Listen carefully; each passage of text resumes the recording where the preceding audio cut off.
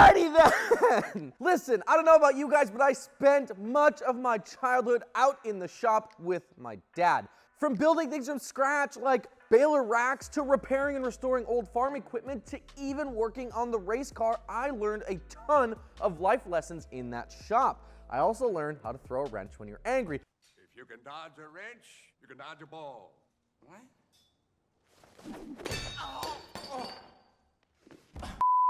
But that's besides the point. Perhaps one of the most striking things that my dad ever told me came to me late one night in the shop wrenching on his dirt hobby stock when he told me, "Son, there's no replacement for displacement." At the time, I think I was like 4 or 5, and it really didn't make sense to me back then, but looking back at it, it is a little more clear. See, back then, if you wanted more power from your engine, you had to tear it apart, bore it out, and then slap it all back together with bigger pistons and rings and all that good stuff. Times have changed though, and things aren't quite the same as they used to be back then. While displacement may be still important, you move over big blocks because there's a new kid on the block when it comes to engines in pickup trucks. This twin spoolie boy has been making a name for itself over the last few years, but it may not always be in a good way. This little V6 shook up the market and set the stage for what a pickup truck engine could be. I'm Dusty with the Custom Offsets. You guys can follow me on the gram at dusty.co, and today's video is all about how you may want the one and only Ford EcoBoost.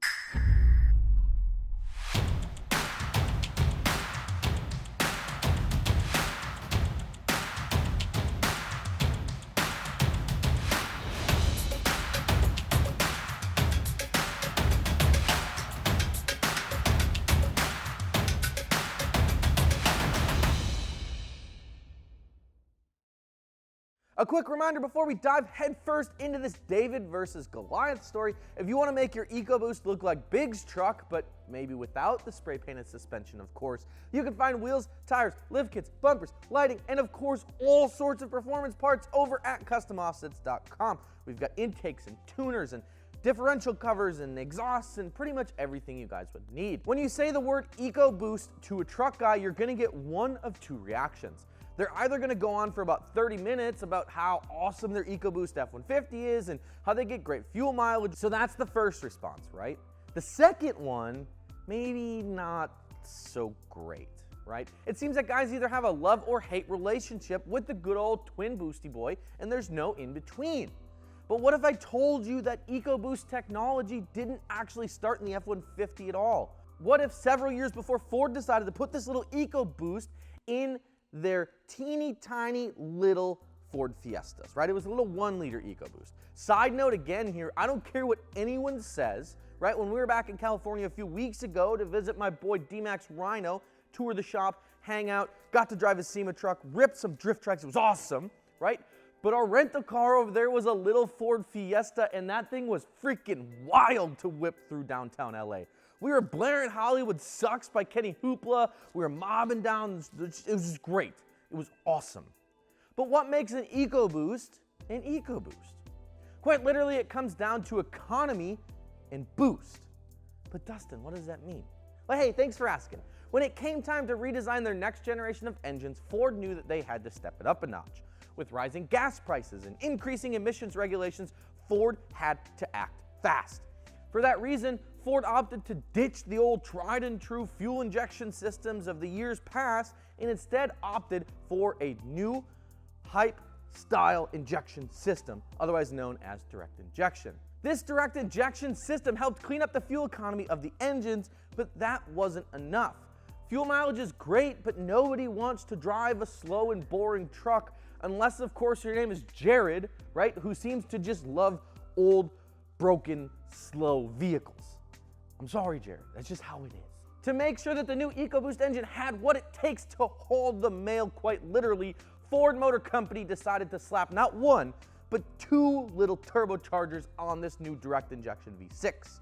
Furthermore, they also outfitted the engine with variable camshafts, meaning that for the first time, this all-new engine was taking cues from a foreign automotive manufacturer like Honda. Now, I know what you guys are saying, right? But if you've never actually been in a Honda, when VTEC hits, let me tell you, it's wild. It's like Boost, but not Boost, and it's awesome. We interrupt this broadcast to remind you that we are giving away a SEMA truck. That's right, if you guys haven't already heard, we're back with another giveaway, but this one is way bigger than anything that we've ever done before.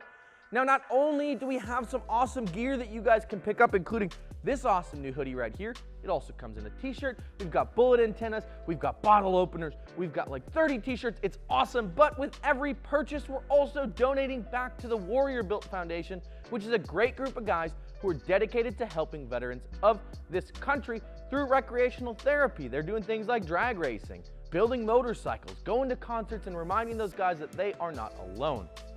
And if that wasn't enough for you, we're also giving away a whole ass truck. That's right, you guys can pick up a tee, you can help us make a difference in the lives of the veterans of this great nation, and you can get entered to win our 2017 Ford F-350 SEMA build that we just wrapped up. We're talking 12 inches of Kelderman Air Ride, 42-inch trail grapplers, and 2616 TISs. It's massive. I mean, look at this picture of me jumping out of it. It's literally as tall as I am.